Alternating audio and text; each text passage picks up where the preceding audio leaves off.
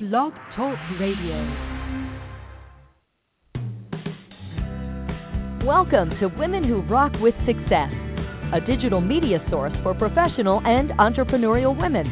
Did you know that we can be found on Google Play, Roku TV, Amazon Fire TV, Sam's Broadcasting, AutoCast, and more?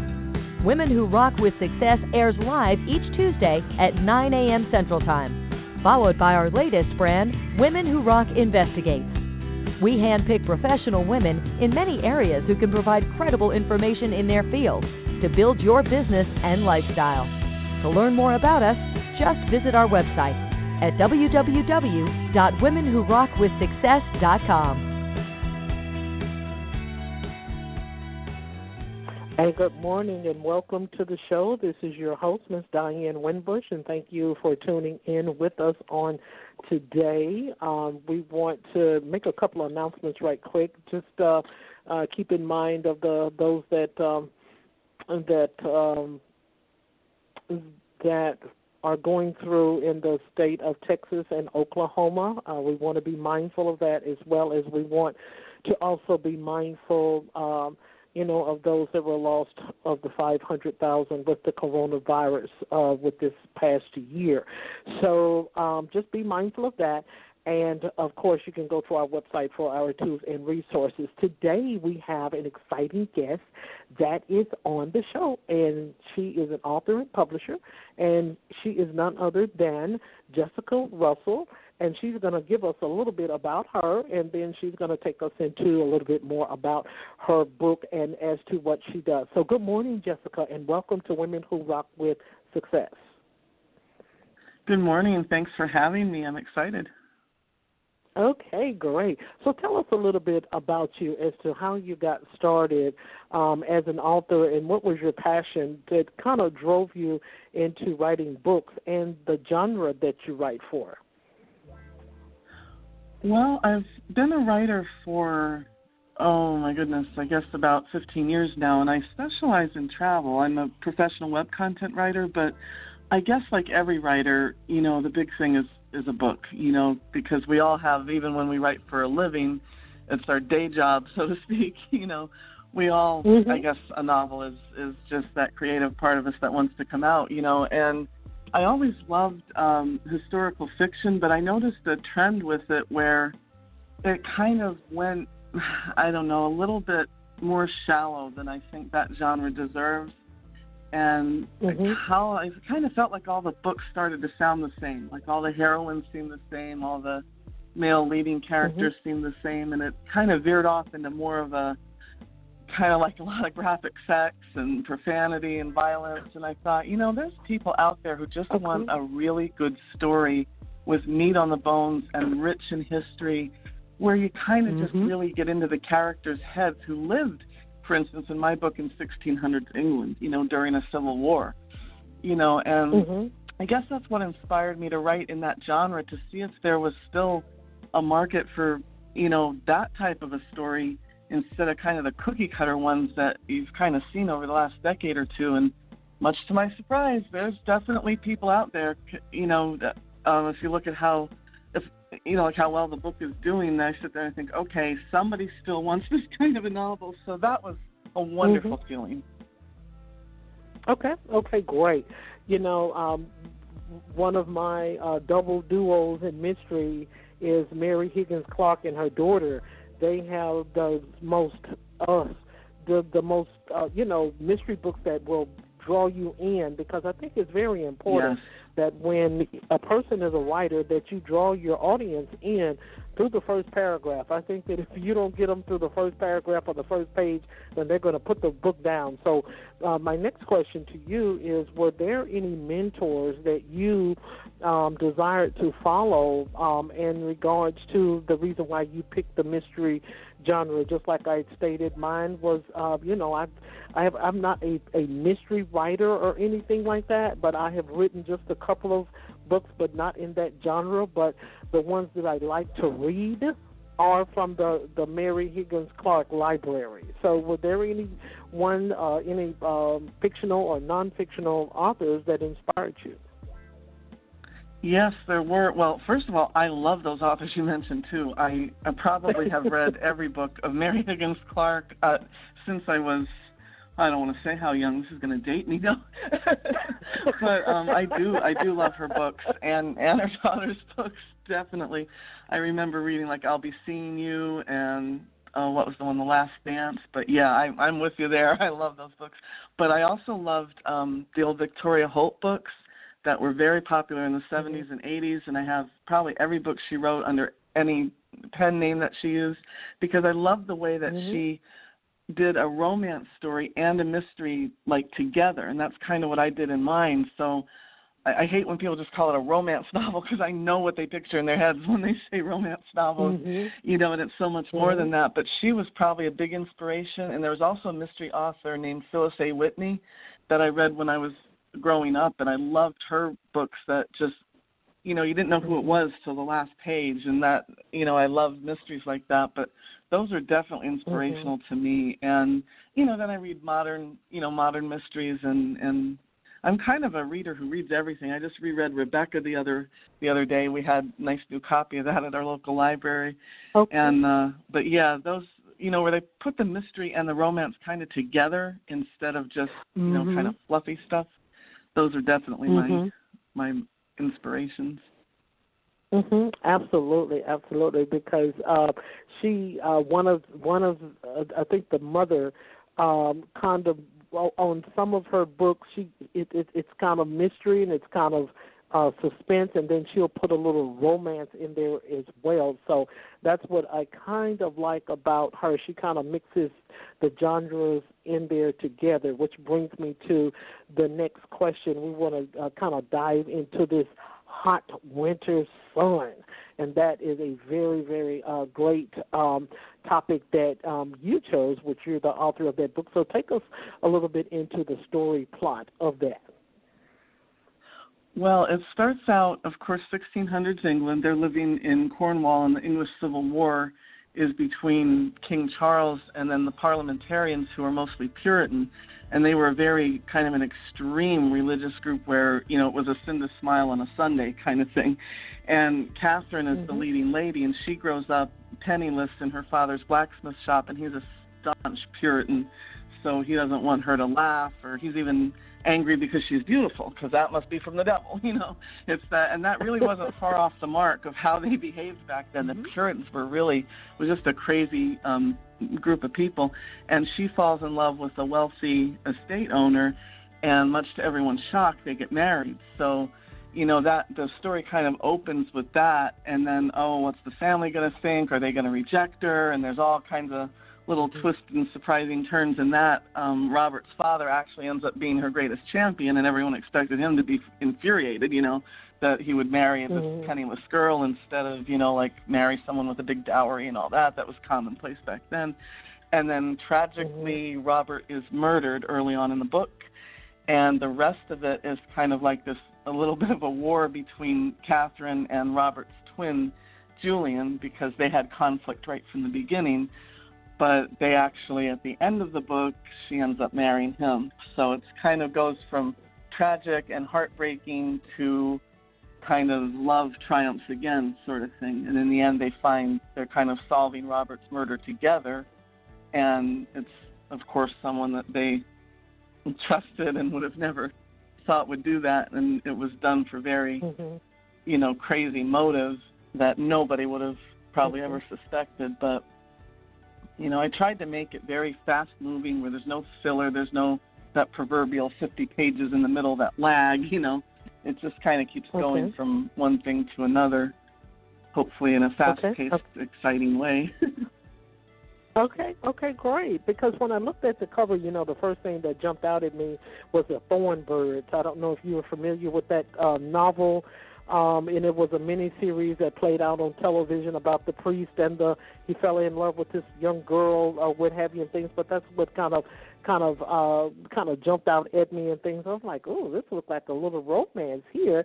So what are the main takeaways that you would like for your readers to be able to grasp from your book, even from the topic and as also the illustration, because a lot of times, they say a picture says 1,000 words or tells 1,000 words, and it is true. So in regards to that, from your title as well as your artwork, what is it that you want the reader to be able to grasp as a takeaway from your release?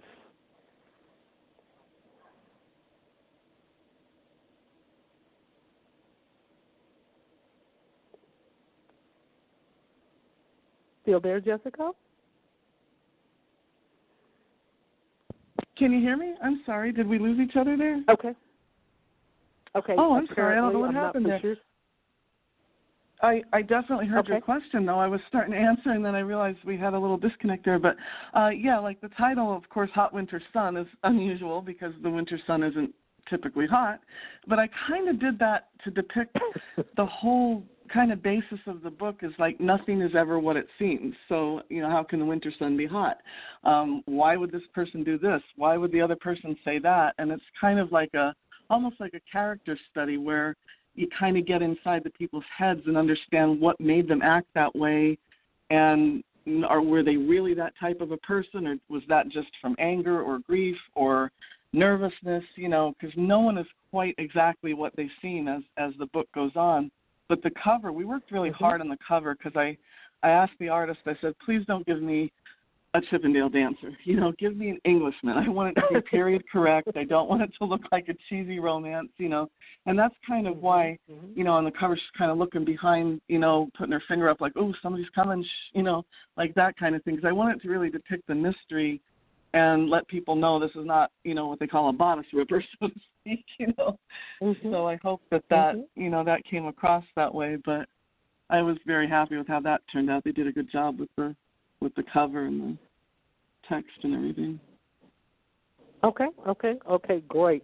So as a publisher, is it more important as to, in your terms, as a writer and a publisher, as to the platforms that an author, once they publishes their content, as to what platforms they publish and submit their work to? So that's another question that I would like to interject in there as well. Like as far as choosing a publisher and... Well, that's for so some individuals, they do self-publishing. Some authors, they want to go out on their own. Some individuals, they may use, Goodreads and may put their books there. Some individuals may share their work on Amazon. Some of them share it on Barnes and Nobles, Nook Press. Oh, what I have understand. You. I know what you mean. I would definitely recommend getting with a publisher that will get you on all the sites because that was really important to me. I didn't just want to be on Amazon, even though that is the big one. Obviously, you want to be on Amazon. That's kind of a given. But mine is on Barnes & Noble, Kobo. You can get it through Nook. It's on Scribd, Google Books, Apple iBooks. And I think that's really important to get because you never know. I mean, some people, I just met someone the other day, she said, I'm a Nook girl. She never goes on Amazon. She buys, Nook is like the Kindle of Barnes & Noble. So you just never know, like, where people are, and especially younger people, they have a tendency to go to Google Play and iBooks. And, I just think it's important to get as diversified as you possibly can, especially when you're an unknown author, because the uphill battle that is, and it is going to be for a long time once you're published. And I think that helped me a lot because sales were good. And when I look at the reports, it's mostly Kindle and Amazon, but it never ceases to surprise me how many sales have come from Barnes & Noble and these other even smaller, merchants, retailers, I guess is the word. So, I would definitely recommend that writers do that as much as possible. And Goodreads is important, too, getting a presence on Goodreads. I think that's going to be even more important as the years go on. Okay, great. So we're going to talk a little bit about setting and story plot. And so in regards to that, as a journalist myself, I have learned some things which I have not reached out. I have not started it or what have you, but have gotten some pointers and some tips. And I think sometimes a journalist can work the same applicable way as a author. Both of them write. Both of them write content. So how is it important? So take, for instance, like your setting. Your setting is in the times of the English Civil War. And so some writers will give feedback to journalists and other authors as to going to the actual place, taking pictures, filming the location, going to the location to see, because a lot of times individuals will start out, they'll say the double duo, Mary Higgins Clark and her daughter, it was on a warm afternoon or what have you. How important do you feel that it is for a writer or a journalist to be able to be at the actual scene to be able to grasp that impact for the readers? So take, for instance, we're going to use another example, Dateline. Dateline was a magazine, and I think this is where I got the tips and pointers from as to they will go in and they'll start doing photo shoots before they begin to tell their story. So and this is something very, very interesting, how yours started out with the English Civil War. Now, I know that you can't travel back in time with that because that's something that is already, going beyond. So how important is that? Something that you have ever took upon yourself to do as to when you're writing? Do you actually travel to certain locations in order to...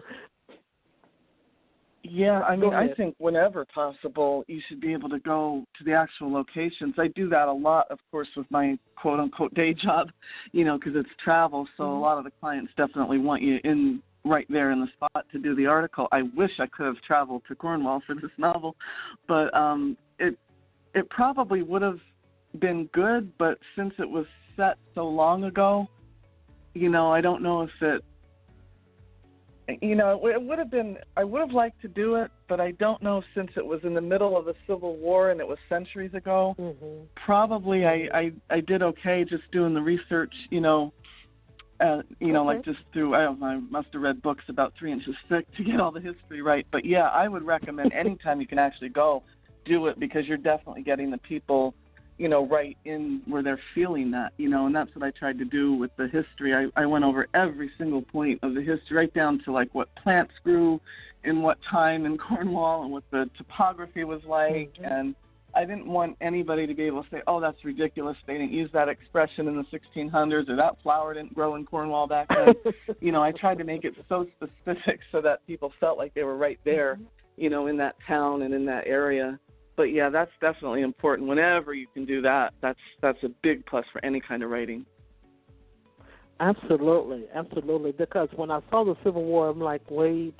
I said, now this is a romance, and then we have other intriguing settings that goes with the book as well. It's romance, and then you have some down points where, someone is murdered and what have you, and then you put your mind back in the effects of it, that this occurred and happened in the Civil War times. And so, a book can be able to take you wherever you want to be able to go.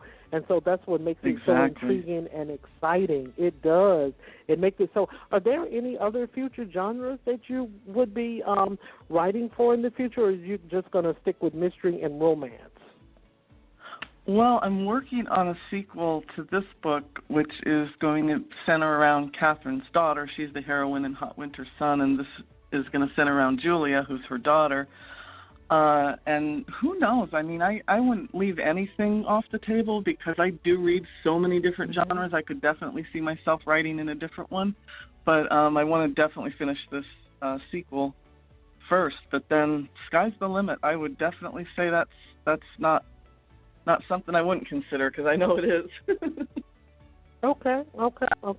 So what are some of the long-term goals that you would like to achieve as a writer, ghost writer, or what have you? What are some of the long-term goals that you would like to achieve in your journey as a novelist? I love my day job. I love travel writing, so I can't really see ever not doing that. But I would also love to, have more recognition as an actual novelist, because that's something that, I wanted really my whole life, and, you got to earn a living, and it's like, oh, I'll get to it. And then finally I thought, the time is now. It's time to just do this, So I would love to see the momentum keep going. It's been doing well, and I've been getting great reviews, and I would love to see that just keep going, and maybe a year from now have a couple hundred reviews on Amazon and have the next book out. But I would love to continue writing novels, and if that ever takes over where I can make a living at that and do the other job part-time, that's okay too. Any combination of those two, careers is fine with me as long as I'm writing. Okay, perfect. So what's the last question that we're going to ask? We wanted for you to be able to share with the listeners and the audience as to how they can be able to connect with you, and you can be able to share with them as to where to be able to find your products, resources, and any upcoming novels that you may be writing or what have you, or anything that you would, other publications that you have written, you can be able to share that at this time with the audience. Okay, well, I do have my own travel blog. It's called Your Endless Holiday. It's just yourendlessholiday.com. And I can be found on Facebook. I have an author page on Facebook that's Jessica Russell, but I also have one that I'm really trying to get some more traffic to, and it's called A Good Read for You. And it's A Good Read for You at Hot Winter Sun on Facebook. And then on Twitter, my handle is Meliora13. It's Mellyora 13. And that you'll see if you do at Meliora13, it comes up Jessica Russell. That's me. And I guess that's mainly it for social. It is the Your Endless Holiday, and that's travel, of course. And, I would love to have more followers and more visitors. And you can also email me at jessicarussell@gmx.com. That's a little bit different ending there, gmx.com, but it's simple, jessicarussell@gmx.com if you want to email me. Okay, great. And we thank you so much for being our guest on Women Who Rock with Success. We love to learn new things about what society and what the public sector is doing. And so I think this is very, very great because when it comes to writing books, individuals can be able to relax. And also it's therapeutic as well for readers when they want to just take their minds off of something of the cares of the world. They can be able to relate to a good novel such as yours. So you all can be able to follow Jessica on the platforms that she has already given, and as well as to be able to follow us for any upcoming events. You can go to our website, and we have another guest that's coming up at 10 o'clock, so come right back with us and join us on Women Who Rock with Success. Thank you, Jessica, for being with us today. Thank you so much. I was honored to be here.